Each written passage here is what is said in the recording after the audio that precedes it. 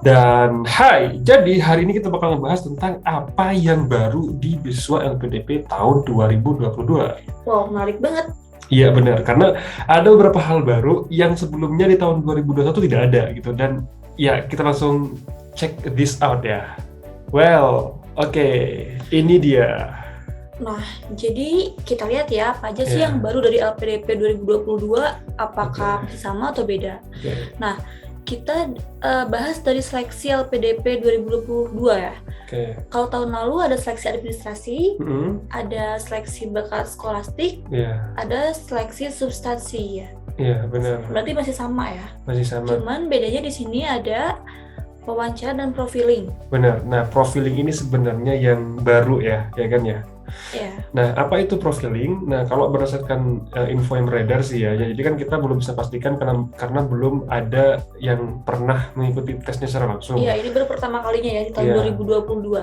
Cuman katanya sih ini bakal tentang mengulik lebih dalam tentang diri kita gitu kan, termasuk wawasan kebangsaan, ya, termasuk motivasi kita belajar dan lain sebagainya lah, tentang bagaimana hubungannya nanti terkait dengan beasiswa LPDP, kemudian juga studi tentu saja, dan ya mungkin pengalaman-pengalaman kita, ya kontribusi kita di masa lalu, dan termasuk juga nanti tentang wawasan kebangsaan gitu.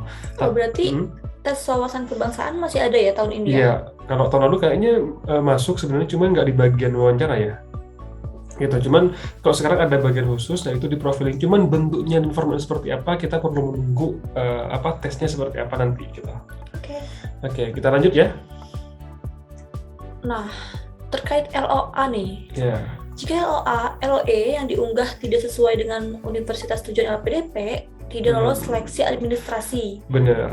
Mungkin Wow. ada yang belum tahu nih, LOE itu apa sih sebenarnya? Jadi LOE itu adalah tanda atau surat penerimaan dari kampus tujuan. Oke. Misalkan kita nih daftar ke kampus UPI misalkan, Oke. terus ada ternyata kita diterima, nah itulah LOE. Oke, jadi ada kayak semacam surat dari kampus tujuan kita yang menandakan bahwa kita diterima di kampus tersebut. Kita adalah mahasiswa di kampus tersebut gitu ya. Betul sekali. Oke, kalau tahun lalu kalau nggak salah LOE walaupun tidak sesuai dengan kampus tujuan LPDP itu masih diterima ya, masih lolos kayaknya ya.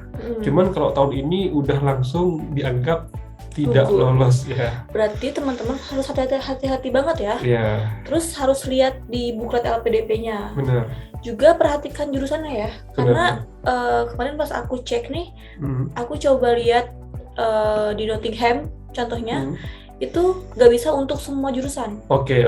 Itu biasanya hanya untuk bagian farmasi, jurusan farmasi. Oke, jadi walaupun kampusnya mungkin masuk ke dalam list universitas LPDP, tapi ternyata jurusan kita berbeda. Iya. Bisa jadi malah nggak diterima gitu ya. Betul banget. Jadi harus benar-benar detail baca buklet tentang list-list kampus tujuan. Oke, jadi kalau aku pribadi nih, kalau walaupun aku udah punya LOE tapi ternyata tidak sesuai dengan yang diminta LPDP, aku mending nggak usah submit aja ya.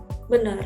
Gitu. Oh iya, kalau misalnya kita nggak punya LOE, boleh nggak kita submit? Boleh aja, dan mungkin ada yang nanya, Kak, kalau nggak punya LOE apakah kita bakal gagal? Enggak ya. Jadi LOE itu bukan syarat wajib ya di LPDP. Jadi walaupun kita nggak punya LOE, kesempatan kita untuk bisa lolos itu sangat-sangat besar gitu. Bahkan banyak sekali penerima beasiswa LPDP yang pada awalnya belum memiliki LOE gitu. Oke, jadi tadi solusi untuk yang tadi, misalkan kamu punya LOE, tapi ternyata nggak ada di bukletnya, mending daftar dengan nggak ada LOE gitu. Iya, dengan kesempatan tetap bakal bisa diterima kok gitu. Daripada diskualifikasi kan? Bener. Terus apa sih manfaatnya dapat punya LOE gitu kan ya? Apa coba manfaatnya? Ya, itu nanti bakal dibahas nanti. Cuman kamu tahu nggak sih caranya dapat LOE itu kayak gimana gitu? Ya sebenarnya ada banyak cara ya. Kalau nggak salah aku ingat ada 3 cara sih. Kalau dalam negeri itu kebanyakan kita menggunakan tes ya. Jadi kita menggunakan tes, kita ikut tes SBM gitu, seleksi bersama masuk atau seleksi bersama masuk kampus tersebut gitu kan, baru kita nanti akan dinyatakan lulus gitu. Itu kalau dalam negeri kebanyakan seperti itu ya. Nah kalau di luar negeri biasanya kita cukup kalau kita mau mandiri, kita ke websitenya, kita mendaftar di websitenya, ada admission di sana, kita melengkapi persyaratan yang diminta, termasuk juga ada persyaratan bahasa di sana kan, dan lain sebagainya. Intinya kalau kita masih berbahasa Indonesia, kita terjemahkan ke penerjemah tersumpah dulu, ya kan? Di sekolah ada nggak ya? Ada banget. Oke, jadi kalian bisa hubungi Scholars untuk admin Scholars, kalau kalian butuh untuk penerjemah tersumpah, nah nanti di-upload. Nah nanti bakal kalian dapat notifikasi apakah kalian diterima atau enggak. Jadi gitu. persyaratannya itu sesuai kampusnya ya? Benar. Oke, terus baru yang ketiga itu bentar. Ya. Ada loh tutor scholars yang daftar ke Australia itu nggak ke website kampusnya, tapi Gimana ke tuh? agen gitu. Oh iya, itu bisa juga gitu kan. Nanti berarti itu melalui perantara agen nanti gitu. Itu bisa juga. Nah, kalau setahu aku banyak, nggak sedikit sih orang yang menggunakan itu, dan kalau kalian berminat untuk menggunakan itu silahkan aja gitu. Oke. Nah, yang ketiga yang aku tahu itu dapat LOE dari ini ya, dari profesor ya. Jadi nggak sedikit profesor tuh yang kayak semacam mempunyai tiket free pass ya bagi mahasiswanya yang menurut beliau itu memiliki kapabilitas gitu. Oke. Nah, tadi yang kamu tanyain, emang apa manfaatnya punya LOE? Iya, apa sih Jadi manfaatnya? nih, buat kalian yang udah punya LOE dan memang listnya ada di buklet LPDP, kalian nggak perlu tes skolastik. Wow, ini yang paling aku suka banget. Soalnya di tes skolastik itu biasanya ada TPA, yang mana kita harus ngisi kayak logika, matematika, dan aku paling nggak suka matematika. Oh gitu ya. Oke, jadi ya tadi kan kita tahu di sini kalau ada 3 ya, 1, 2, 3. Nah, kalau kalian udah punya LOE di sini, jadi bisa langsung loncat ya? Ya, bisa langsung loncat kalau udah punya LOE. Oke, lanjut. Apa yang baru dari beasiswa LPDP tahun 2002 selanjutnya apa nih? Nah, terdapat KTP kita ya harus terdapat verifikasi KTP dengan sistem Dukcapil. Wah, jadi kalau data kita masih belum sinkron, nah kita sebaiknya harus ngurus nih gitu. Karena firasat saya sih mengatakan ya, ini pendapat pribadi aja ya. Kalau misalkan KTP kita nggak sama datanya dengan Dukcapil, ini bakal dianggap data nggak valid dan bisa jadi ditolak oleh sistem ya. Iya. Gitu. Jadi kita harus hati-hati dan memastikan apakah data kita udah oke gitu. Kayaknya ini juga salah satu cara untuk sinkronisasi data. Ya. Yang kedua ada apa? Proses seleksi menyesuaikan kebijakan terkait pandemi. Seleksi dapat dilakukan online, offline, atau hybrid, gabungan keduanya. Iya, kalau tahun lalu kan seleksinya full online ya. Kalau tahun ini menyesuaikan dengan kebijakan pandemi gitu, karena kan kita tahu pandemi naik turun ya kan ya.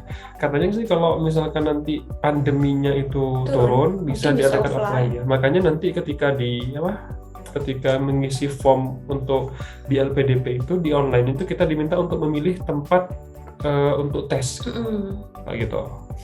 Pilih tempat tes terdekat ya biasanya. Lanjut. Dokumen surat rekomendasi, surat usulan khusus PNS, TNI, Polri, surat domisili, dan surat keterangan penerima bansos harus dibuat tahun 2022. Iya, jadi walaupun kita sudah pernah minta surat rekomendasi ke dosen kita, tapi itu udah tahun lalu, itu nggak bisa pakai ya. Ya walaupun nggak ada perubahan sama sekali untuk formatnya, dan bener. Jadi tetap kita nggak bisa pakai itu. Jadi kita harus minta lagi. Contoh misalkan kita minta lagi ke dosen kita gitu ya. Iya benar. Kamu ada saran nggak sih siapa yang bisa kita minta untuk surat rekomendasi ini? Oke, biasanya kalau dosen yang biasa kita minta untuk surat rekomendasi, biasanya itu dosen pembimbing kita. Karena dia tahu banget tentang penelitian kita gitu. Iya, tentang progres akademik kita ya. Ya kalau kalian juga misalkan kenal dengan misalkan prodi atau misalkan kajuan kalian juga bisa minta dari beliau ya. Iya, yang penting beliau tahu banget sama kalian dan mau merekomendasikan kalian buat LPDP. Oke, aku rasa itu sih pembahasan kita untuk hari ini ya. Oke, terima kasih banyak sudah menonton video ini dan make a progress. See you.